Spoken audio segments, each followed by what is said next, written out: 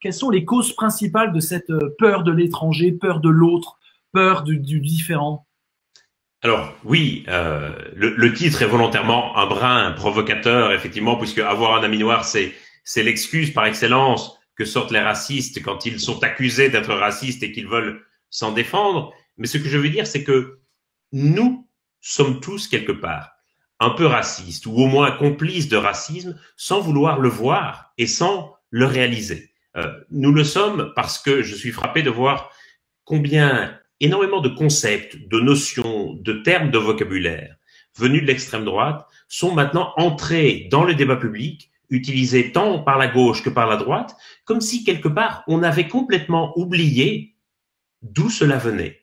Et j'ai envie de dire qu'il y a une sorte de capitulation générale des démocrates sur ce sujet. On a l'impression que c'est l'extrême droite qui s'est complètement emparée de l'agenda sur ces questions.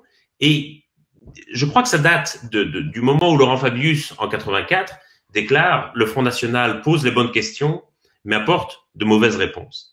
C'est-à-dire que dès l'instant où on dit ça, ça veut dire qu'on accepte de réfléchir, de raisonner dans les cadres de pensée fixés par l'extrême droite. On se met en position réactive, c'est-à-dire qu'on est réduit à formuler des réponses à des questions qui sont posées par l'extrême droite. Et donc on se trouve sans cesse, démocrate, en train de jouer en défense, mais on n'attaque jamais. Et n'importe qui, même sans connaître le football, sait très bien que si vous jouez sans cesse en défense, il y a toujours un moment où vous prenez des buts, et si vous n'attaquez jamais, vous n'en marquez jamais à l'adversaire. Et donc je crois qu'il faut absolument nous remettre, et je dis nous, démocrates, dans une position plus assertive, reprendre le contrôle de ce débat qui est quand même fondamental pour la société et à nouveau poser les questions du débat plutôt que de simplement apporter les réponses aux questions posées par l'extrême droite. D'ailleurs, Jean-Marie Le Pen avait théorisé ça, il parlait de la lepénisation des esprits. Bien sûr, tout à fait. On préfère toujours la copie, le modèle à la copie, etc.